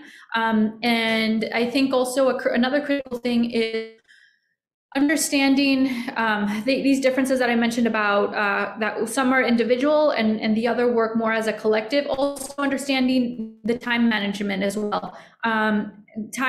How time is viewed within the context of Mexico and Latin America is different than in the context of the US. And this affects how we design productivity tools and also tools around the workplace. And I think that time management is important because that affects a lot of things along the in the longer term about how things get done. So that's another thing that I think is very important to look at. I'm going to share in the chat a really important book actually that I found recently about. It was analyzing the differences between the U.S. and Afghanistan. And it very much focused on also time. And it discussed how by not understanding that time is managed differently in these two cultures, it was affecting the strategies that could be done in the interventions of how war could be leveraged. And so time seems maybe like something that might not be as important, but I think that the thing is that it has a lot of implications that does make it critical to consider. One last thing is also, I think, thinking about security for the women. So violence is a problem as well in rural regions, as we know. And so also thinking deeply about how you can leverage violence is very important. And really great questions. Thank you. Thank you, Saif and Eleanor. Does anyone else want to ask a question or has a comment?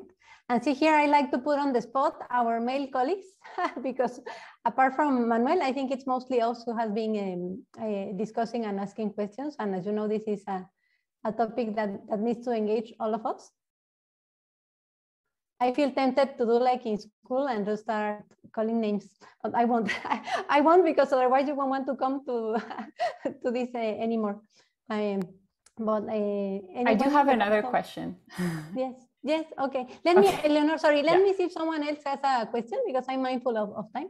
Does anyone wants to ask anything else or comment? No? Okay. Then yes, please go, Eleanor. So this is oriented towards our male panelists. So I think that's what you were hoping for.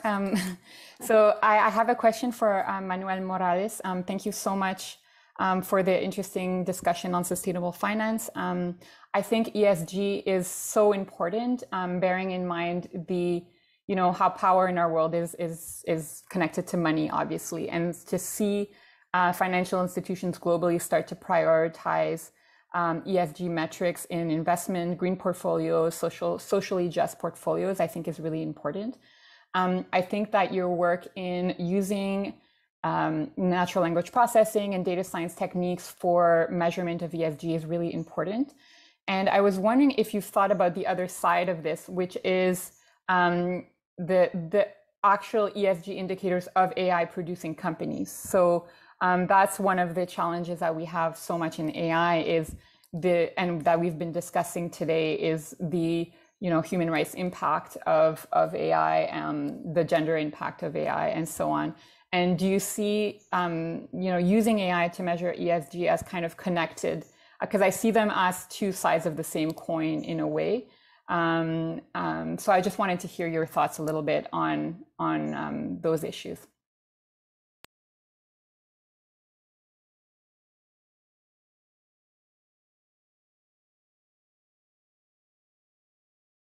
Manuel?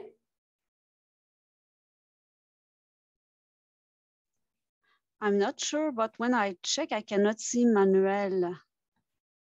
Maybe yes. he got. I think he is not anymore in the conversation. Maybe he's not anymore. Sorry, we should have realized that before the question. Sorry, Eleanor. I think he was having trouble with the reflection is still important. I think he was having trouble with his internet. That's why. Yes. So, so please let me come back with another question I have for Marisol and Celine. And if you like to conclude, I would like to ask all of you in the roundtable and the presenters to please think of a key message or a key takeaway that you would like to share with us in 1 minute to conclude. But this is just to let you know I'm going to be asking you. But for the moment, I would like to ask, please, Celine, if you could tell us also a little bit more about this. And that in the panel we were discussing about how to engage with historically marginalized groups, and I always have the question as to how do you think or what recommendations you could have to do this in a way that is not colonialist, even if we don't want to, or that is not patronizing, and of course in the development work there's a lot of methodologies to do this, but I'd like to hear from you what are some hints, some tips, some good practices, or some documentation that could help us avoid replicating what we are trying to avoid. Thank you. Thank you, Wanda. And I'm not sure to have the key answer and the best answer with this question, but it's an important question. I just want to mention very basic ideas about the question of AI and society. And I think, firstly, we have to think about the fact that AI is not relevant for all the social problems we could have. And I think that's the first question to ask: do we need technologies? Do we need AI, specifically AI solution? And if yes, for what solution and for what goal, what purpose? I think that's very important. Second, the problems are not necessarily the same everywhere. And we, in the global north, we think globally, we think we are the best. We are the best place to understand for everybody and to know for everybody what are their problems and how to address them. And I think that is something we have to take it into account when we consider technologies, because today the dominant technologies are created in the global north. And the third, population have not necessarily the same view on their own problems, and are in the best position to know their problems. And I think Saif showed it very brilliantly. And I would like to highlight another thing. Even if we have the same problems, such as the pandemic, we really need to take into account local data, habits of the population when we consider technologies and public policies. Let me give you a very short example of our research with Eleonore. We are working on predictive models of the pandemic in Senegal and Mali with colleagues at the University of Cheikh Anta Diop in Dakar. And we can see that these predictive models, which are built in the global north, are not don't take into account the specific criteria in Senegal and Mali regarding the age of the population, regarding the health risk. For instance, if we consider the risk for the lungs and specific problems such as tuberculosis or domestic pollution and this kind of criteria. And in this research, we try to embed the local data and local criteria thanks to our colleague, which are socio-anthropologists. And from a legal perspective in this research, we also consider the Senegalese law because this law is inspired by French law and European law. And currently they have a reform on personal data protection. They try to do something very similar of the GDPR, and that is the same everywhere in the world. But at the same time, they try to have some provisions on AI, and we try to encourage them to have their own perspective on this question. And they're very active, for instance, in UNESCO and in the global ethical principles, which are currently which is a work in progress currently and very soon adopted. And I think this question of decolonization, it's a global question. It's a question of mindset, question of law, question of techniques, and most important question of people. And we really need to hear to listen to the people and to work with them and not work for them. Thank you. Yes, thank you very much, Celine. Please let me ask also a final question for Marisol. That as you see, I'm asking difficult questions, but that's why we enjoy having you here and learning from you on these topics. So what I would like to ask you, Marisol, is from your experience, how can we approach the issue of gender in AI when we live in countries, because I think this applies to everywhere, but in the case of Mexico, where sexism is still so strong and patriarchal systems still underlie the social systems, the institutions, etc. So the issue is not just gender in AI, that is a reflection of the whole systems. So how can we do bridges between the work in specific area to addressing the whole system? Because if we just work in gender in the AI, it's important, but it's not enough. So I'd like to know if you have something you'd like to share about that or about other things that we have heard. Thank you, Marisol. Thanks, Wanda. Well, I think that even in Mexico, we can really talk of an homogeneous experience of either being a woman or using technology. Yesterday, Sofia Trejo reminded us how Mexico is a multicultural country. But I think it's true that being in a particular patriarchal system that exists in Mexico has unique challenges. And I see that when it comes to gender, I have to say that even inside academia, we could find certain reluctance. But I mean, my office building still has this graffiti of a huge, powerful vagina that has been there since the last feminist strike in the university. So I have noticed that talking about data feminism makes the environment a little tense, partly because some words like feminist are linked to a particular strong movement that we are witnessing in the country, which has had a huge impact and has brought, I would say, a healthy discomfort inside universities. But also there are some misunderstanding some misunderstandings, like thinking that a feminist perspective on science means studying women's things, like whatever that means. And we are still on the stage of getting to know what gender perspective and feminist ways of thinking can bring to transform the very way in which we do science.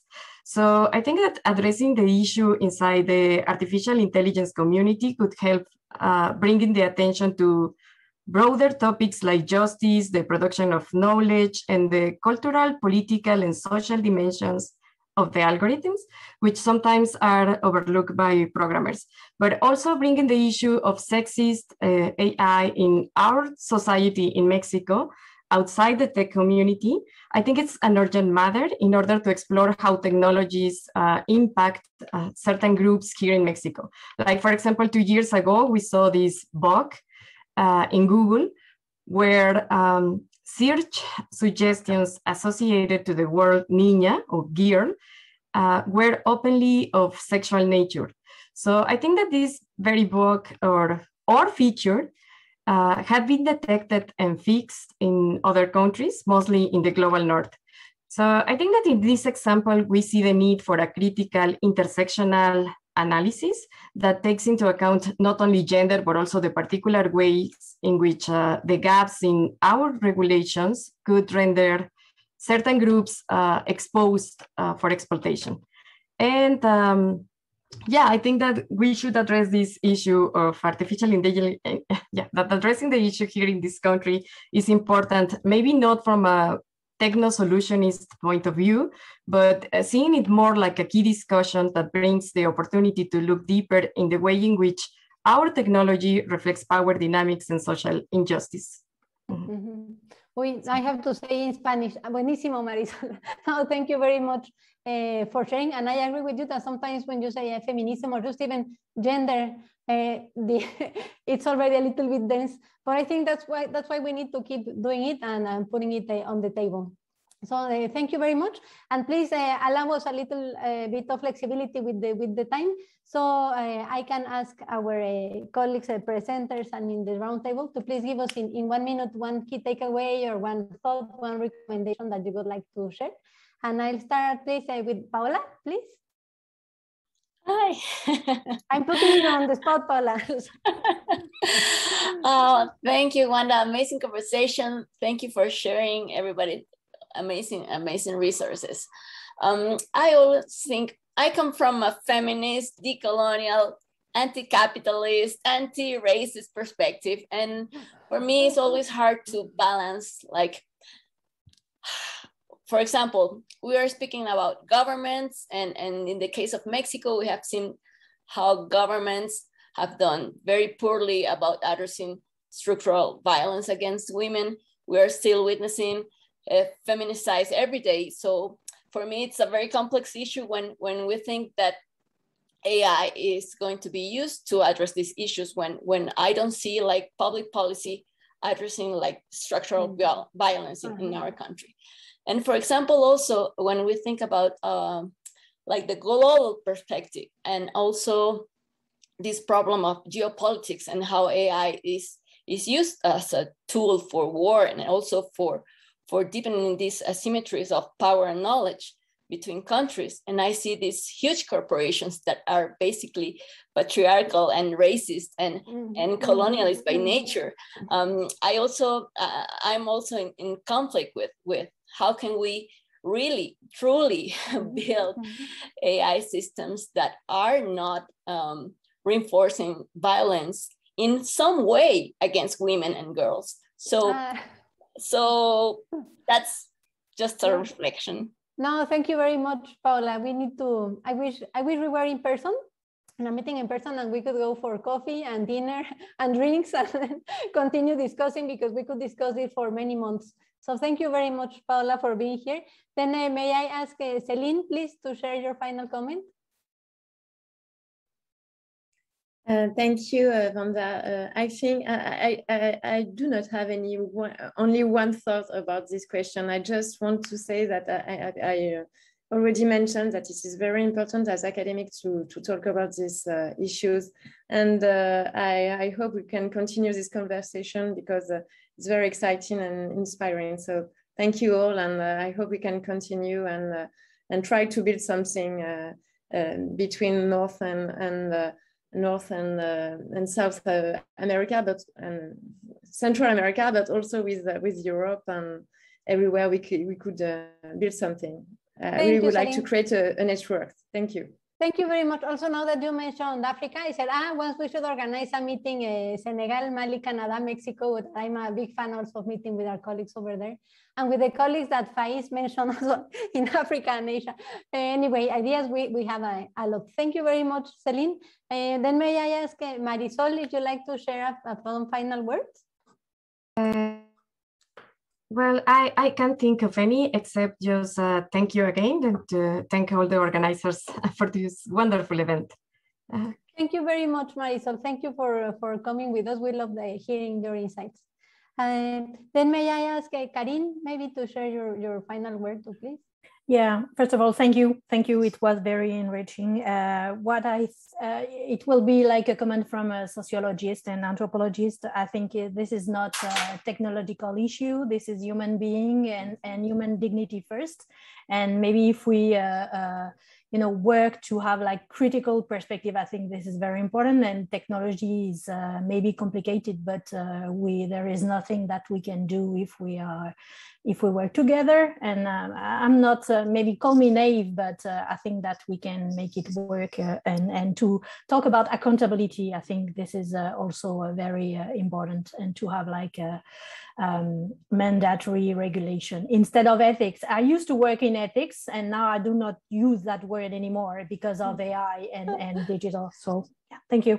Thank you very much, Karine, for sharing also these comments. And for me, also one of the takeaways of this session, as you said, is that tech is that is not only a technological issue. Of course, it's a social issue, a human rights issue, an equality issue. And I think the fact that some want to portray it only as a technological issue, I'm not sure they do it right. See the way that then only the few with that background, can discuss about this, and all of us are excluded. So I think these approaches also put at the center the perspective of those who are impacted by the AI. So thank you very much, Karine. May I ask Manuel, please, if you, Manuel is not here anymore. Manuel, are you there? Manifiéstate. No. Okay, no, I think he's not here anymore. So maybe I ask, please, Saif, to share your final words. Yeah, for me, this session was actually extremely inspiring. I think that some of the things that I found inspiring was we had a lot of women speakers, and we are all leaders in our field of study, and the topics were discussed actually from different angles. So we discussed them from the computer science angle, a little bit more from the humanities and philosophy angle and design. And so I really liked that women leaders were brought into the conversation, and then also women leaders from different regions of the world, not just, again, the global north, but rather from Mexico, Canada, etc. And so that was actually, I think, really nice. And I think that it's pushing forward more of these types of dynamics because united, we can do much more, and we can bring in different perspectives, and together, I think it's identifying how we can further build together. And so this was extremely inspiring. And thank you, Wanda and team, for creating these types of bridges between each other. Thank you. No, thank you very much, Saif, and all of you. This has been fantastic. All the presenters, panelists, our colleagues, also everyone involved in the chat. So thank you very much. And I want to thank you, Saif, because I think she did a fantastic job of giving takes away from the session. So from my side, I want to thank you everyone for taking the time to be here to prepare this session. And I think there's a lot of things for us that we can think about to do together, but also I'm sure there are a lot of ideas that each of us is already going to take with us to our work and reflections. So thank you, everyone. Thank you, Christian, Liz, Guillaume, Christine, for your work in making this possible.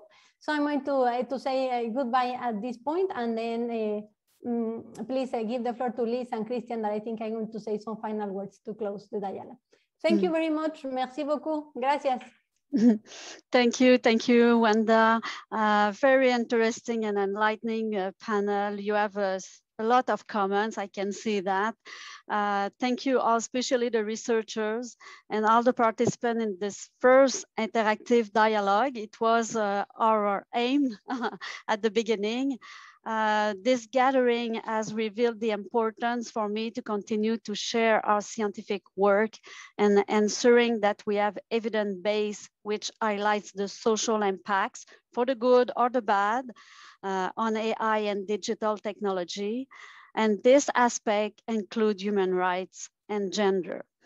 I want to particularly thank Wanda, Christian, and my team, Guillaume and Christine, who gave such valuable support preparing this event to make this 1.5 days a success.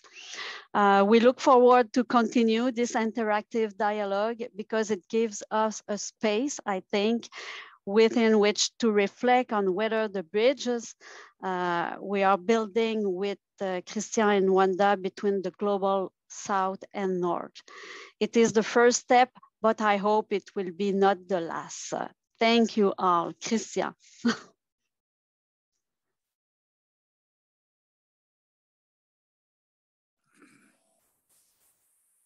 Thank you, Liz.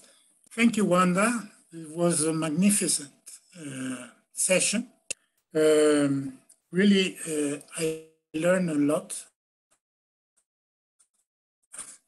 And I enjoy tremendously the session. I think that the 3 sessions we had were absolutely magnificent. And I'm sure that everybody will agree that this kind of interaction between these both communities is very promise very good results in the future. I hope that it will be the first step of many others and many other real collaboration between the researchers in the future. I think I learned a lot of things, I said, and one of the things I learned is that first of all, artificial intelligence is not a silver bullet.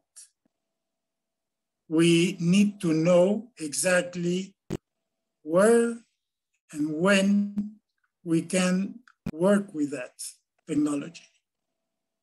And from the technology point of view, the scientific and technological community of AI, I think we should do much more work in approaching the users of our technology. I don't like the term of stakeholder, and because the stakeholder in practice, there is a little number of stakeholders who got the 99% of the stake, and the 1% of the other stake is for the people, for we the people. So I think these kind of terms are not well suited in a work where we want to develop technology for the good and for the people. And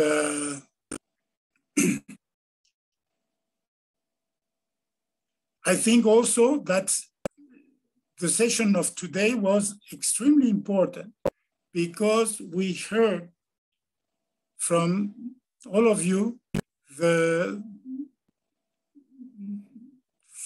very important point of view that we normally do not hear in the technology community. So thank you, all of you, to share with us all your thoughts. And I hope that we will be see you soon in other events, and I hope that this will be the first event Mexico Quebec in these topics of artificial intelligence and social good. Thank you very much. Thank you very much, Liz. Thank you very much, Guillaume. Your work has been absolutely amazing, mainly because you put all this together to make it a reality. And thank you very much, Wanda, for your wonderful work. And thank you to all of you. And I hope I will see you soon in face-to-face, in person, not through these Zoom technologies. I prefer the old technology, person-to-person contact. Well, thank you very much and good luck. Thank you, Christian.